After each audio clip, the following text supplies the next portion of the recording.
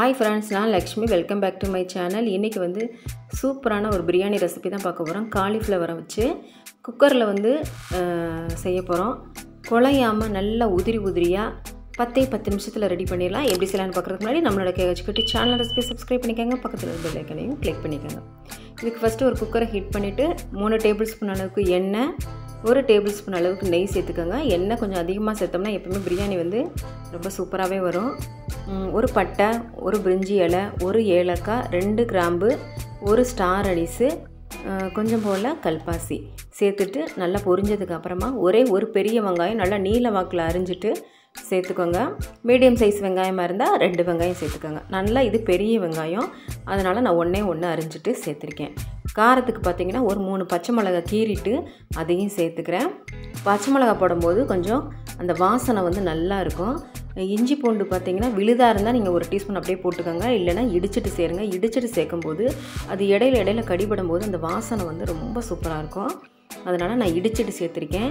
ஒரு வெங்காயத்துக்கு 2 தக்காளி பழம் வந்து சரியாக இருக்கும். அதையும் சின்னதாக நறுக்கிட்டு நல்லா பழுத்த தக்காளி பழம் எடுத்துக்கோங்க. சேர்த்துட்டு இப்போ நல்லா இதை வதக்கிக்கிற போகிறோம். நல்லா மசிகிற அளவுக்கு வந்து நல்லா வதக்கிக்கோங்க. அந்த எண்ணெயில் வதங்கணும்.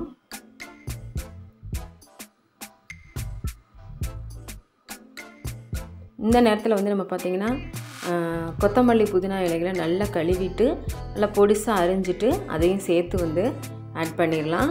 அப்படியே வாசனை பார்த்திங்கன்னா கமகமன்னு வருது. நல்லா வதக்கிக்கலாம்.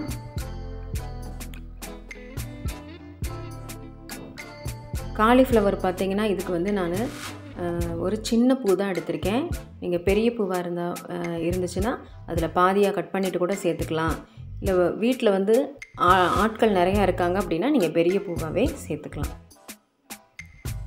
இப்போ நான் ஒரு சின்ன காலிஃப்ளவர் பூ தான், அதை நல்லா சுத்தம் பண்ணிவிட்டு சின்னதாக கட் பண்ணிவிட்டு இப்போ அதை ஆட் பண்ணிக்கிறேன். அதையும் சேர்த்து நல்லா வதக்கிக்கலாம்.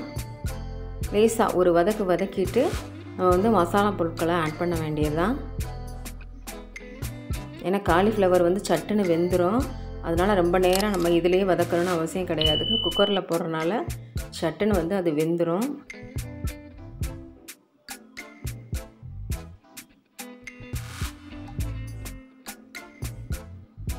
சிக்கன் மட்டன்லாம் தூத்து போயிருங்க, அந்தளவுக்கு டேஸ்ட்டாக இருக்கும். கண்டிப்பாக ட்ரை பண்ணி பாருங்கள். நான் இதுக்கு வந்து 1 டீஸ்பூன் அளவுக்கு மிளகாய் தூள் சேர்த்துருக்கேன். 2 டீஸ்பூன் அளவுக்கு கறி மசால் பவுடர் ஆட் பண்ணியிருக்கேன். இந்த மசாலா பவுடருக்கான லிங்க்கு கூட நான் தரேன். வீட்டில் அரைச்சி எப்படி இதை நம்ம வீட்டில் அரைக்கிறதுன்றதுக்கான இந்த மசாலா பவுடருக்கான ரெசிப்பியும் நான் ஐகார்டில் வந்து மேலே கொடுக்குறேன், பார்த்துக்கோங்க. 1/4 டீஸ்பூன் அளவுக்கு மஞ்சள் தூள் கொடுக்குறேன். அதையும் சேர்த்து நல்லா வதக்கிக்கலாம்.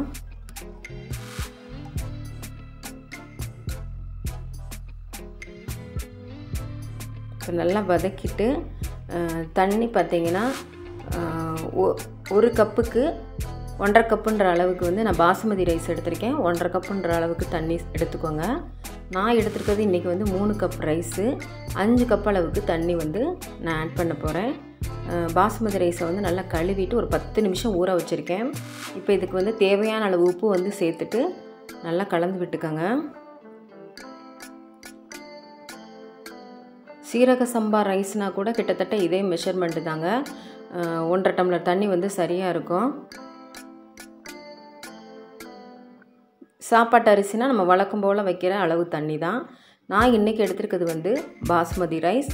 1.5 கப்புன்ற அளவுக்கு தண்ணி எடுத்துக்கோங்க. நான் 5 கப் அளவுக்கு தண்ணி, 3 கப்பு ரைஸ் எடுத்திருக்கேன்.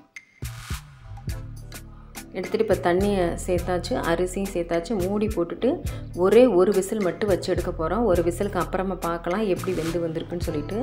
பாருங்கள், நல்லா உதிரியாக நல்லா வந்திருக்கு.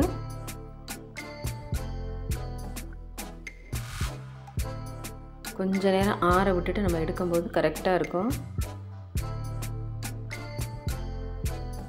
பாருங்கள் எவ்வளோ சூப்பராக வந்திருக்குன்னு சொல்லிட்டு.